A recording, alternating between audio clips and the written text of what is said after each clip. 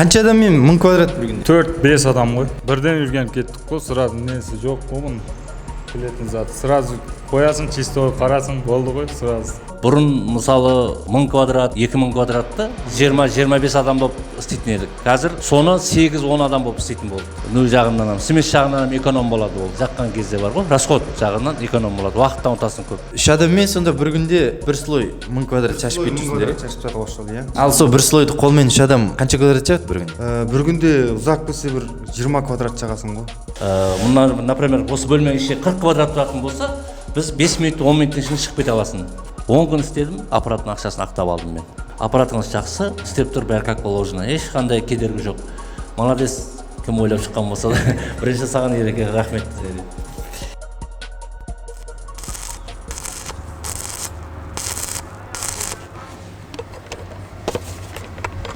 Саламатсыздар ма, құрметті көрермендер. Бүгін біз сварочный аппарат туралы емес, лифкас туралы видео түсірейін деп тұрмыз. Тағы да.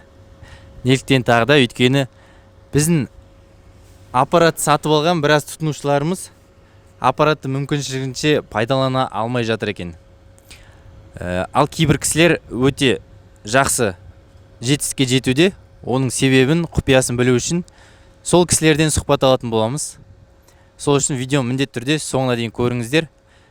Бұл видеода сіздер күніне қалай 1800-2000 квадрат лифкасты 4-5 адаммен жағуға болатынын көретін боласыздар.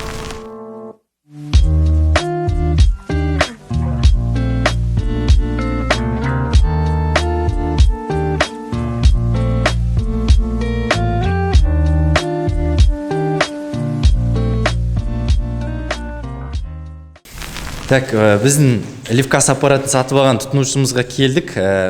Келмес бұрын бірден процесс жұмысын көру үшін лифкас шашып кеттік. Дайындап таныспапсыз ғой. Сіздің есіміңіз кім болады? Саттар болады. Саттар?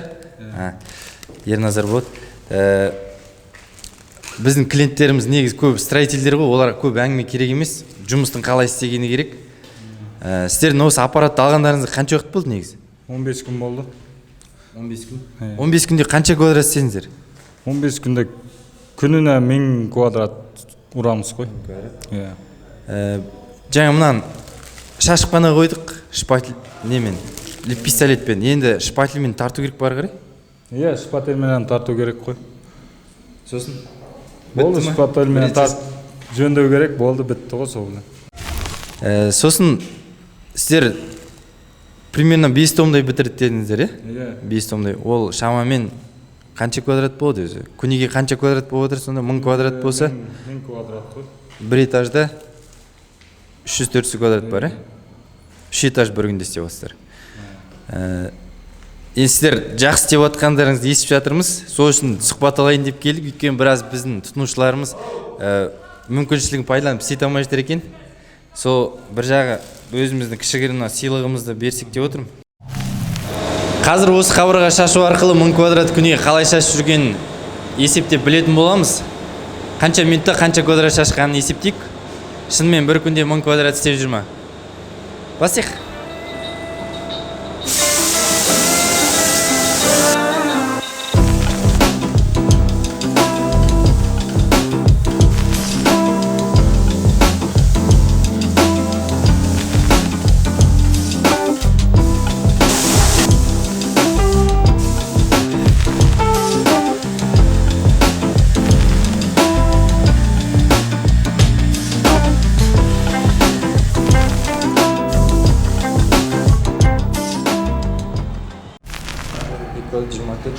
Отыз квадратты 5 минут ішінде шашып тастады ғой деймін? Иә, 5 минут қолдан жетпейді ғой. 5 минутқа жетпей 30 квадрат шашты. Иә. Қалай аппарат ұнап жатыр ма сіздерге? Аппарат жақсы. Ұнады ғой бізге. Қанша адаммен 1000 квадрат бір күнде? 4-5 адам ғой. 4-5 адам. Мынау негізі көріп отырмын, колонна ригель өте көп екен ана жерде. Сосын потологы, натяжной потолок болған үшін қалдырылып жатыр екен. Егер колонна ригель болмаса, потологымен бірге істеу керек болса лифкасты, бір күнде қанша квадрат жағуға болады? 1500-2000 квадрат жағуға болады ғой. Аппарат сатып алғаннан кейін бірден үйреніп кеттіңдер ма, жоқ, біраз уақыт кетті ма үйренуге? Бірден үйреніп кеттік қой, сразу несі жоқ қой бұның. Білетін заты. Сразу қоясың чисто қарасың болды ғой сразу тайын ғой. Сатып алған кезде бірінші келген кезде аппарат қалай қабылдады балалар қолмен жағып жүргендер? Балдарға ұнады ғой. Иә, сразу келгеннен сол аппаратпен істейміз деді ғой бәрі. Енді әлі краскаға қолдан көрмендер, тек ливкас шашып жатсыңдар, Иә, краскаға уланып көрген жоқпыз, енді краскадан уланып көреміз бұйырса. Аппарат алғаннан кейін ливкас жағу емес, ливкас шашу деп өзгертіп тастаған шығарсыздар, ливкас. Иә. Бізге ұнады ғой аппарат. Постоянно енді аппаратпен істейміз ғой, жұмыс болса, кетіп тұрса. Сосын бізде қазір шпательдің наличие болмаған үшін сіздер қарапайым шпательді қолданып жүрсіздер ғой. Ол да кішкене жұмысты баяулататын болу керек. Немесе бір адамды қысқартуға болады, егер біздің шпательді алсаңыздар, метровый. Ол енді бұйырса бір аптада келіп қалу керек. Қалай келеді, солай жеткіземіз ғой сіздерге. Бұлай бұзылып қандысып жатқан жоқ, Жоқ, ол айтқан бұзылып жатқан жоқ. Келгенді істеп тұр ғой, бұзылған жоқ қой. Мына жерде Қазақстройда қазір 120-130 үй салынып жатыр ғой дейм, мына жерде жалпы объект. Мынандай аппараттан бір 5 болса, бір айда 20-30 үй бітіресіңдер онда? Иә, конечно, бітіреміз. Бұл кісілерге келген себебіміз біріншіден өткенде Жарылқасынға хабарласқам, күніге қанша квадрат істеп жатсыңдар, қанша объем істеп жатсыңдар десем, бір күнде жарты подъезд бітіреміз дейді. Елдер этажымен айтып жүреді, Жарылқасын подъездімен айтып жүр. Негізі себебіміз келу сіздерге. Бізден сатып алған кісілердің кейбірі мүмкіншіліктерін пайдаланмай жүр аппаратын. Олар күніге 200 квадрат, 300 квадрат істейді екен. Соның негізі құпиясы бір сыры бар ма алып бара жатқан?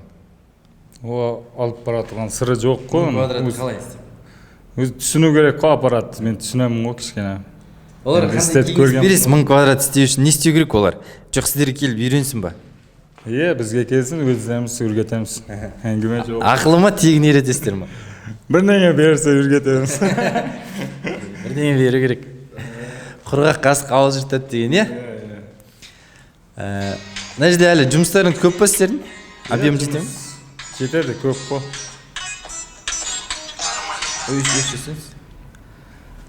Ең қанша үйлеріңіз бар мына жақта? Тағы бір 3-4 том бар ғой. Бұйырса, ол да бір 2 апта дейсіз ғой? Иә, бұйырса одан 2 апта ғой. Жалпы заказчиктерде тапсырыс беруші де риза болып жатқан шығар, жұмыс жылдан біткеніне. Жылдан бітіп жатыр екен 1000 квадрат, бірақ сапасы қалай жүрдір оның? Кетіп жатыр ғой енді. Сапасы жақсы ма? Қазір астыға түсіп, істенген жерлердің сапасын тексерейік. Сосын мынау қанша уақыттан кейін шашылғаннан кейін шпательмен жағу керек? Кейде бір 5 минут, 3 минут сондай ғой. Онда уақыт болды ғой. Жақпаймыз ба? Болды. Давай жақайық. Шпатель қайда? Шпатель келгенше реклама болсын. Жүк бітейін. Реклама ғой.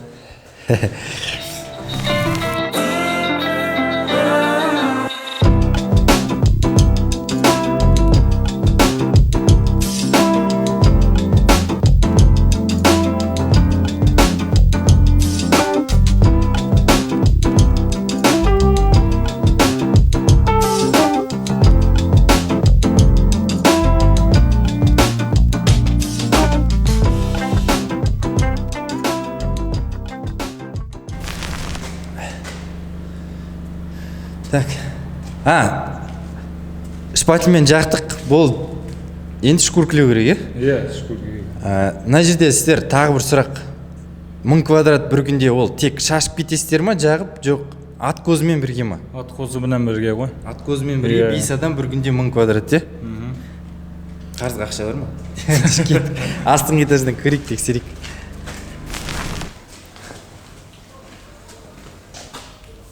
Жақсы шыққан негізі. Иә, шкуркілеу тайын. Шкурка аппаратпен жылдан бітетін болу керек бұл. Иә, шкурка аппарат. Негізі откоз, колонна, ригелдер қолды байлайды, осындай объект.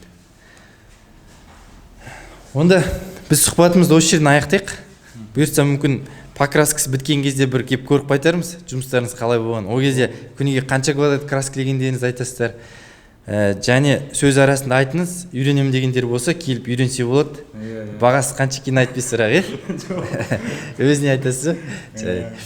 Жақсы, сонда егер аппарат сатып алып сете алмай жатқан болсаңыздар, саттарға хабарласып, немесе жарылқасынға хабарласып көрсеңіздер болады. Біз тағы да 2 объектіге баратын боламыз. Осы аппарат туралы қалай істеп жатқанын. Біреу 1800 квадрат істеймін дейді бір күнде, ал бір кісі 2 адаммен 1500 квадрат істей аламын дейді.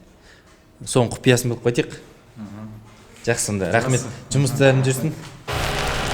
Болат аға, сіз осы аппарат сатып алғаныңызға қанша уақыт болды? 20 күн, 15 күн болды. 15-20 күндей болды ғой. Қалай игілігін көріп жатсыз ба?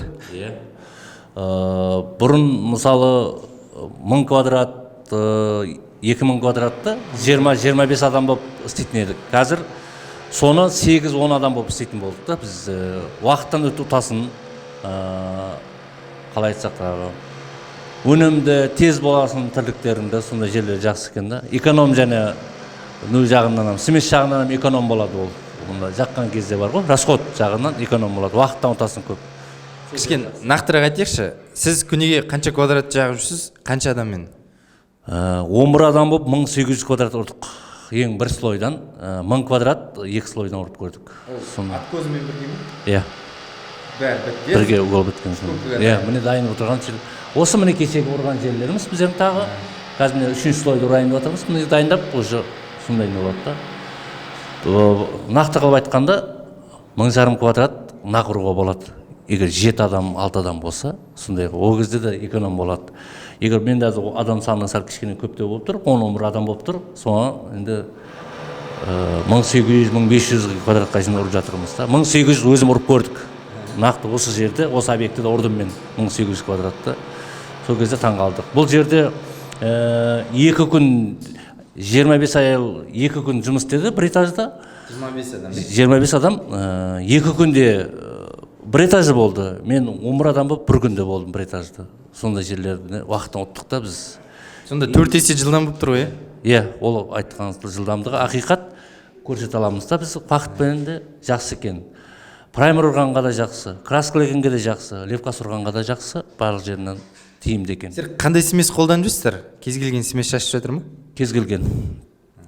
Алит деген шашып тұрмыз, шкатурка гипсовиді, 2 мастер деген шашып жатырмыз, глад шашып тұрмыз, финиш шашып тұрмыз. Осы сместердің суретін қояйық астына.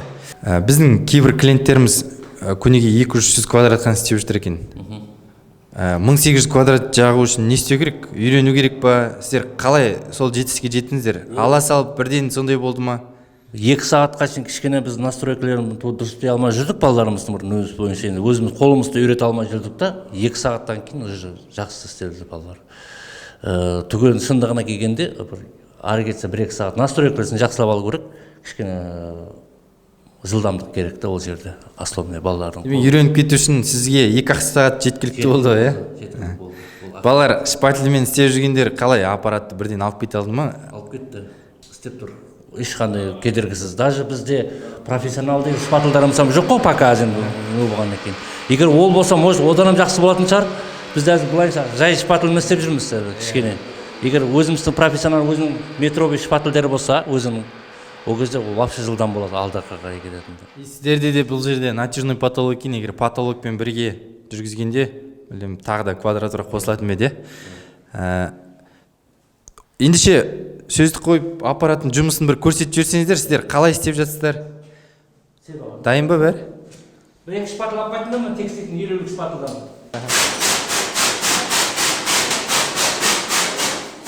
Жерге су шашып жүрсіздер, шаң көтеріліп, қабырға жарыспас үшін. Бұл мастер, қазіргі мастер 2 деген тестовой құрып жатырмыз. Өйткені мына үлкен фирмаларды қатты өте қымбат сухой смес ала бермейді да, олар объем үлкен болғаннан кейін арзан сместерден істетеді. Сонысын мастер 2 деген қазір сухой смес істетіп жатырмыз. Бұл тестовойға істетіліп тұрған. Алит деген гипсовый шкатурка болады, ол астындағы мына черновойға істетіледі. Сондай нөлі істетіп жатыр да, бұл жерде 4 нөлі істетіліп жатыр.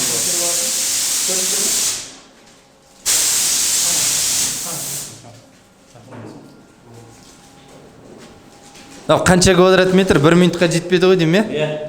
шпательмен тартуға көп уақыт кете ма, жоқ шашуға көп уақыт кете ма? Тартуға көп уақыт кетеді, шашуға көп уақыт кетпейді. Егер шпатель болса, біздің Жақсы болып бізде метровый шпательдер болса, ол кезде может біз ана 1 минутта болған болса, может 2 минутта бізде тартып болатын едік шындығына келгенде. Сондай қазір біз енді өзімізді енді барымызды базар қылып істетіп жатырмыз да шындығына келгенде. мынау өздеріңіз көрдіңіздер, бір 12-13 квадрат шамасында жер шашуға 1 минутке жетер-жетпес уақыт кетті. Шпательмен жағуға 2 есе көп уақыт кетіп жатыр деді. Сонда бір 2 минут шпательмен жағуға 3 минутта 12 квадрат метр. Егер біздің жаңа метровый ұзын шпательдеріміз болса, 2 есе тағы да жылдамдатуға болады, Бұл ақиқат. Бұл жерде основной шпательді жақсы ойнау керек. Үлкен шпательдар болса жақсы. Одан басқа адам саны кішкене жеткілікті болу керек. 7-8 адам болса, например, осы бөлменің ішінде 40 квадрат тұратын болса, біз 5 минут 10 минуттың ішінде шығып кете аласың. Осының ішінен сразу шығып кетуіңізге болады, жасап, ұрып, тартып кетуге болады. Основной бұл жерде жақсы ойнайтын рөлді сухой смес. Сухой сместің алит дегенді алуға болады, жасауға. 2:1 мастер дегенді алуға болады. Гладты істетуге болады, финиш істетуге болады. Красканы, праймер барлығын жасай беруге болады. Егер краск ұратын болсақ, одан да үшесе. Ол 2 пистолетпен жасалған екен, вообще көп уақытты аз алмайды да. Уақытты үнемдейсің, самый главный бұл жерде сол. Қазір сезон келді бір жағына, үлкен объем бұл жерде. Біз уақыт аз нығыз, соны жасап алуымыз керек та. Соның үшін біз технологияны алғанбыз станокты. Жақсы болды, қазір міне осы станокпен әйтеуір алла сағалып несібемдіктер бар жатырмыз. Өткенде мен есебім бойынша сіз аппараттың бағасын бір 10 күнде шығардыңыз ғой деймін? Шығардым. Мен бір этажға, мысалы жаңа мен айттым ғой сіздерге, 25 адамға, бөрде 25 әйелге жұмыс істеген кісілерге күніне 8 мыңнан 2 күн қатарына төлеген да. Сонда 50 күнге деп есептегенде 400 мың теңге төлеп отыр этажына, бір этажға, бұл 2000 квадратқа, бір слойына. Мен келдім да бір күнде ұрдым. Бір күнде ұрған кезде маған 10 балаға мысалы мен 100 мың теңге бердім, 10 мың теңгеден 10 мың теңге мен аппаратыма қалды. 10 күн істедім, аппараттың ақшасын ақтап алдым мен. Сондай нөлері болды да. Енді алла берсе, бір жерден жемісін көреміз бұл аппараттың. Бір-екі күн бұрын бізден штукатурный агрегат алдыңыз, ол қалай істеп жатыр ма? Ол да жақсы. Барлығы бір күн кішкене жаңағыдай бізде болады ғой, енді бұрын алдын істетіп көрмегенбіз, бірінші рет істетіп жатырмыз. Кішкене нөлер болды, а так қазір уже бүгін, кеше бүгін уже онда көріп жатырмыз, нормально ұрып жатыр болса. А так онда күніне 400-500 квадрат ұруға болады.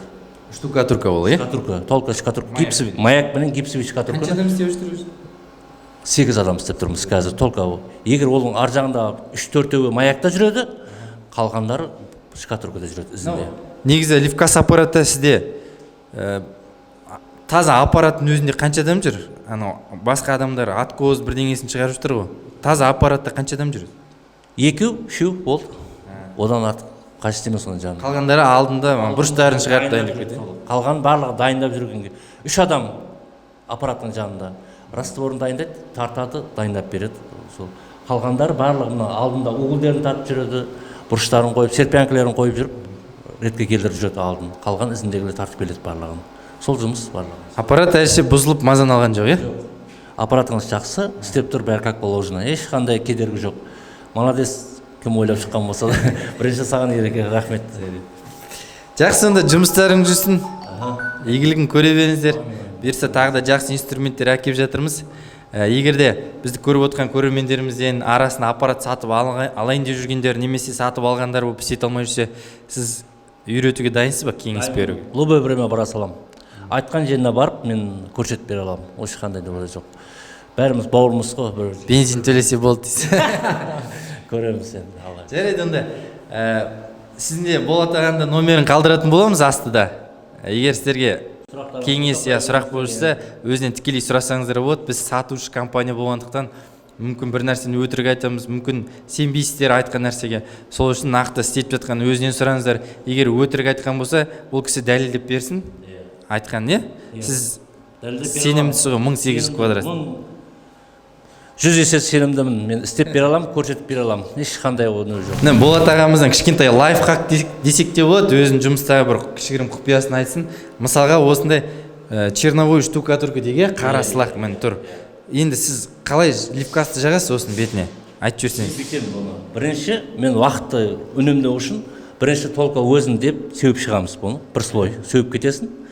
Кете бересің арғы бөлмеге қарай. Бұл кішкене кебу керек. Кепкеннен кейін сол күні 1-2 сағаттан қайтып келеміз да екінші слойды себеміз үстіне. Шпатель қолданбайсыз, иә? Қолданбаймыз. Біріншісінде шпательсыз өзін төгіп кете бересің.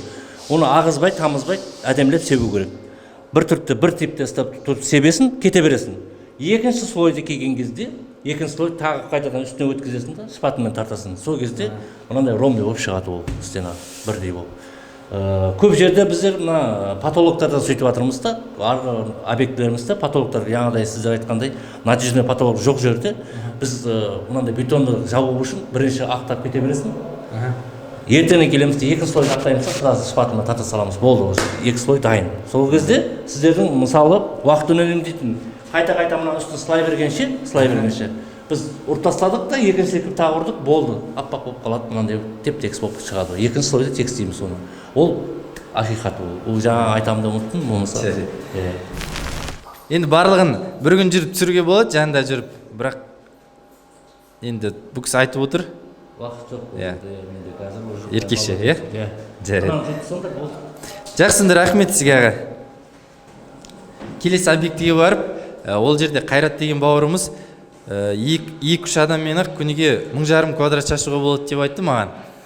Ендеше соңында құпиясын көрейік, ол қалай істеп жүр? Бір сөзінде ол маған шпатель пайдаланбай ақ істеуге болады деген, соның құпиясын білейік. Міндетті түрде соңына дейін көріңіздер.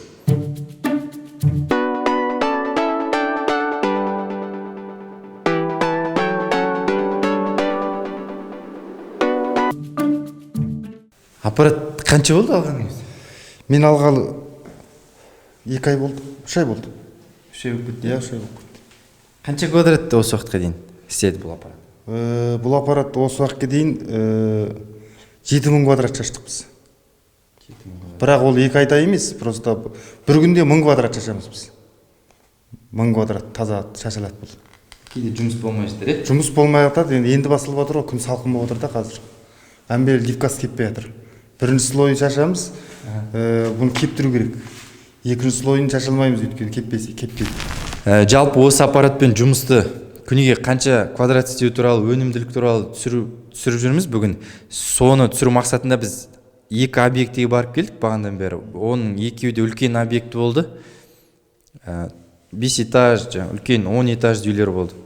Сенде бір ерекшелігі, бұл частный дом екен? Қанша квадрат өзі бұл? Мынау 1000 квадрат. 1000 квадрат. Иә, патологымен стенасын қосқанда полный 1000 квадрат болды ғой. Сосын тағы бір екінші ерекшелігі, ол сен айттың шпательсіз жағып жүрмін деп, е? Шпательсіз. Сол туралы бізге қызық болып тұр, көрермендерімізге де қызық деп ойлаймын. Ашығырақ толық айтып берсең, қалай шашу керек шпательсіз? Енді бұны сәл қоюлау илеп алып, мысалға шпательмен жағасың ғой әдетте. Сондай илеп аласың шелекке. Содан кейін бір слой шашамыз. Бірінші слой осы мына тұрған. Шашып аламыз, оған шпатель сеппейміз. Бұл бірінші слой ғана. Енді бұны мысалға көп елдер түсінбейді клиенттер. Бұл осы біраз тұрамады, беттері біраз бүршіктенеді былай мысалға. Енді мына бірінші слойдың өзінде де міне мысалға бүйтсеңіз міне тегіс селіп кетеді. Ол лифкас деген дүние ол. Көріп тұрмын. Жақындатшы көрейік. Мысалға мынаны қараңыз. Жерге де көп қоқым түсірген жоқ, көп де шүкіркіленген де жоқ. Мынандай қотыр болып тұр. Мынандай қотыр болады, ол басында түсінбейді. Бетін бір-екі үйкесең мынандай болып шығады екен. Бетін үйкесең осындай болып шығады. Мынау бірінші слой ғана, мынау енді екінші слой шашамыз. Бұл әлі сонда дайын болмаған ғой, шүкіркеге. Мынау бірінші слой. Бірінші слой ғана мынау. Енді екінші слойын шашамыз. Бұл енді 2-3 күнде кебеді, кепкен соң екінші слойын шашамыз. Ол кезде де шпательдің керегі жоқ. Шүкіркілейміз болды. Бұны осылай шүкіркілемей тұрып шаша береді, иә? Иә, шүкіркілемей тұрып шаша береміз. Өйткені ол лифкас ұзағанда бір 5 мм ғана жағылады ғой, одан артық көп жағылуға болмайды. Бәрібір бір жылдан кейін қабыршақтан түсіп қалады. Өйткені бұл ар жағы стенаның ар жағын штукатуркамен сылаған маякпен. Липкас деген дүние ол қисықты түземейді, ол тек қана ағартады ғой, ағартады, краскіге, обойға ғана дайындалатын дүние ол. Оны елдер көп түсінбейді, липкаспен түзеді дейді де, липкаспен түзелмейді стена деген мысалы. Бірінші или ротмонтпен, ротмонтқа бірақ шығын көп болады. Өйткені ол бір стенаға қаншама квадрат кетеді. Құмшылақпен сылап алу керек, газоблок болсын, қызыл кірпіш болсын, содан кейін барып липкас. Мынаның арты құмсылақ қойсын де? Бұның арты құмсылақ, иә, маякпен қойылған бірақ. Так, енді аппараттың жұмысын көрсетпей қойық, оны көрермендеріміз көріп жүр ғой. Сенде смес байқадым, абат қолданып жүр екенсің, иә? Жарнама болып кетпесін, бірақ абат менің ойымша арзан сместерін білу керек, иә? Иә. Ол енді бұл әзір халықтың жағдайы жоқ қой көбінде. Мысалға енді клад фиништар қымбат мысалға. Әзір енді бұл абой болғаннан кейін мысалға қол жетімді міне абат. Нұрмекіс мысалға. Ол бәрібір стенаның артында қалады. Мысалға абой кетеді, или краска бетін жоқ қалады. Елдер көбінде мысалға финиш алып алады ең қымбатқа. Олар бәрібір пайдасы жоқ оның. Ода түсіп қалатын дүние ғой. Ол бәрі істетілуден мықты. Мәңгілік ештеңе жоқ қой ол. Енді смесінің сапасында айырмашылықтар бар ма? Бағасы арзан болса, бұл сапасыз емес пе? Жоқ. Бола береді. Бәрі бола береді. Өйткені бұл стена тегіс болса болды. Стена тегіс болса, ол мысалға абат болсын, финиш болсын бәрібір. Ол мысалға елдер айтады, мысалға Алиникстікі ол керемет. Аппаратқа қайсысы ыңғайлы қолдануға? Бәрібір ме? Аппарат таңдамай ма? Аппарат талдамайды. Аппарат тек қана ротмонт қана шашылмаймыз. Қалған глад, финиш, двоводынан бәрін шаша береміз. Ротмонттан бөлек қой, штукатурка, ода құм бар. Құм бар екен де. Құм бар болса, саплодан өтпей қойды. Саплодан өтпей қойды. Оны да көрдік бір сынап. Сұйық тауықта көрдік, ол келмейді екен, қойдық содан кейін. Сапло егер тесіге жаңа 645-тен үлкен, 655-тен де үлкен саплолар бар, негізі құм өтеді ау деген. Бірақ одан өтсе, аппарат жаңа давлениесі жетпей қалады да, бүйтіп үзіп шашып қалады. Дұрыс болмай қалады жалпы. Әр нәрсенің өзінікі бар ғой. Бір жағы штукатурка дегеніміз өзі қалың слой кетеді ғой, 3-4 сантиметр, 5 сантиметр кейін. Бұнымен оны қай уақытта толтырып боласың? Ол мысалға лифкас деген дүниені елдер стенаны толтырамын дейді, ол толмайды лифкаспен. Бәрібір ағып түсіп қалады ол. Ол 5 милли ғана жағылады ғой, ұзағанда 6-7 милли ғана, одан артық жағылмайды. Оны елдер баттасырып шаша береді. Ол бір жылдан кейін или 5-6 айдан кейін түсіп қалады қабыршықтарын бәрібір жерден. Онда екінші слой шашқан жерді көрейікші жүр. Ол бұдан да мелкий болып тұр осы, де? Екінші слой шашқан жеріміз кеше шашқан. Бұл көрдіңіз үшкіркімен бірдей. Шүпіліп қойып десе де болады ғой мұнан. Шпатель жағылғандай болып тұр, иә? Міне. Осындай. Соға бұны енді біз ел сияқты лампышкамен бүйтіп жүрмейміз мысалға. Дайын тұр десек те болады. Онда мына видеоның атын не деп қоямыз? Шпательсіз лифкасчик деп қоямыз, солай болады сияқты. Но енді шпательмен жағылғандай болып тұр. Үшкіркілеу тіптен жылдан болатын шығар, иә? Үшкіркілеу жылдан болады бұған. Өйткені бұл енді әзір обойға дайын деуге де болады. Бірақ краскаға үшкіркілейсіз, амал жоқ. Анау бар ғой, иә? Мына өзінің дайын дейді. Негізі осы құрылыс саласында табыс табу үшін не істеу керек? Табыс еселеу үшін. Инструмент қаншалықты рөл ойнайды? Инструмент ең рөл атқаратын әзіргі заманда инструмент қой. Енді бұрынғы заман сияқты қолмен ұрғанғандай, гамбаймен ұрғанғандай деген сияқты. Әзір енді осы аппараттың арқасында біз жақсы табыс тауып жүрміз мысалға. Бұл аппараттығын біз әлдеқашан шығарып алдық мысалға бағасын. Енді қазір бұл аппарат бізге жұмыс жасап жатыр. Сенде негіз жаңа кісілерден сұрадық, біреуі 11 адаммен істейді екен, 10 адаммен. Енді біреуі 5-6 адаммен істейміз деп отыр. Сенде қанша адам істейді бір аппаратта? Біз бір аппаратта 3 адамбыз. Бұрын біз аппарат жоқ кезде 7-10 адам істейтіміз осындай дәуелерді мысалға. Ол кезде шпательмен жүретіміз. Қазір оның бар қысқарды 3 адамбыз біз болды. Пистолетте өзім тұрамын, аппаратта 2 жігіт тұрады, болды. Жалпы тапсырыс берушілердің пікірі қалай? Осы аппаратпен, агрегатпен істеймін деп алдын ала айтасыңдар ма, ескертіп? Қалай қабылдайды? Біз әзір енді бұрынғыдай шпательмен жақпаймыз, аппаратпен істейміз. Кейбіреуге қызықты, енді кейбіреу түсінбейді, ол қалай болады, ана мына деп. Бірақ біз жағып болғаннан кейін олар разы болады бізге. Өйткені стенаны көреді, қандай екенін мысалға. Өйткені бұл бір тегіс шашады ғой мысалға. Бір тегіс түсіреді мысалға. Қолмен болса бірде қалың, бірде жұқа болады. 3 адаммен сонда бір күнде бір слой 1000 квадрат шашып кетірсіңдер? Шашып жатыр осы жолы, иә. Осы 2-3 күннің алдында шашып тастаған ғой білейін. Енді екінші. Ал сол бір слойды қолмен 3 адам қанша квадрат жағады бір күнде? Бір күнде ұзақ келсе бір 20 квадрат жағасың ғой. одан артық шыға алмасын. Өйткені козелға шығасың, түсесің, ол аласа жер емес мысалға. Лифкасы кеп қалады, иә. Мысалға потолокқа Көп істеп қойсаң ерте шаршап қаласың, иә. Енді бұл аппараттан біз енді шаршамадық шынын айтқанда. Енді ол алған адамдар өз кім алса да өз біледі ғой. Өйткені біз бұрынғыдай мысалға 2-3 күнде қол аяқтап алмай қалатынбыз үш пәтілмен. Қазір енді бұл аппарат келгелі біз енді өте жылдам болды. Үйіміз көбінде бізге лифкасы ұстайтын қолды. Басқа жұмыс ұстамайды бізді. Жарайды, жаңа алғашқы 2 тұтынушымыз біз барған. Олар үйретуге дайынбыз деп отыр. Түсінбеген адамдар болса. Бізден сұраған адамдар, үйренгісі келгендер, сенің номеріңді берсек, үйрете аласың ба, көрсете аласың ба? Көрсетемін. Алдында да бір-екеулер звондады. Оларға да айттым, келем десең кел. Үйретеміз. Ол енді әрбір қазақтың білгені дұрыс қой. Ол енді бір кісі айтады, ақылы болады дейді, ол тегін үйрете алмаймын дейді. Біз қалай? ақысыз үйретеміз. Иә, ақысыз бізге келіп бір ұзағанда бір 2 күнде қолын жаттықтырып алады. 2 күн бір 2000 квадрат жағып берсе болды дейді. Жоқ, жағып бергенде ол көреді ғой, өзі келіп істейді, қолын үйретеді мысалға. Негізі мен түсіне алмаймын, кейбір адамдар істей алмай жатады, кейбіреулер бірден алып кетеді. Ол не себептен, адамның өзіне байланысты ма? Қалай жылдам үйреніп алуға болады өзі? Енді адамның әр адамның өзінен ғой, мысалға стройка. Ол енді барлығын енді техниканың аты техника ғой, адам өзінен болу керек те, өзі зейін салу керек, өзі сынақтан бір-екі өткізу керек мысалға. Бізде алдық сенен, бірінші өз үйімнен көрдім бір істен, ол елдің үйіне барып болмайды ғой ол. Өз үйімнен өткізгеннен кейін мен саған звондағанда жоқпын ғой. Өзіміз енді неше жыл болды ғой стройка істегенімізге. Бірақ енді аппарат келгелі шынымен де жақсы болды бізге.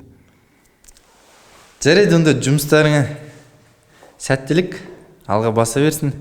Бұйырса біздің тағы да жаңа инструменттеріміз келіп жатыр. Тағы да қандай проблема бар, айтыңдар, бірге жұмыс істейік. Бірге шешейік проблеманы, иә. Инструмент сататын біз, игілігін көретін сіздер. Енді сіздерге де рахмет осы аппаратты осы елімізге алып келіп бізге қолданысқа бергендеріңе. Анау жаңағы сұхбат алатын адамнан келісіп алған сұхбат еместігін дәлелдеу үшін көрермендерімізге сенімді ашық айта аламыз ғой. Сенбесе келіп көрсін, келсін, үйренем дегендер келсін. 1000 квадрат шашатына еркекше кепілдік бере аласың. Кепілдік беремін оған. Өйткені осы маңайдағы да көршілер де келіп көрді. Жақсында көрермендер, біз бүгін 3 объектіге барып, 3 аппарат алған тұтынушымыздың сұхбат алдық. Сіздерде егер алуға күмәнданып жүрген болсаңыздар, істей алмай жүрген болсаңыздар, істете алмай, онда осы жігіттерге хабарлассаңыздар болады. Төменге міндетті түрде номерін қалдыратын боламыз. Сіздер де алыңыздар, игілігін көріңіздер. Заманнан қалмай осындай технологияларды игеріп, жақсы табыс табуларыңызға тілектеспіз. Сіздермен болған мен Қуанбай Ерназар және Оксипроп компаниясы. Жақсы сау болыңыздар.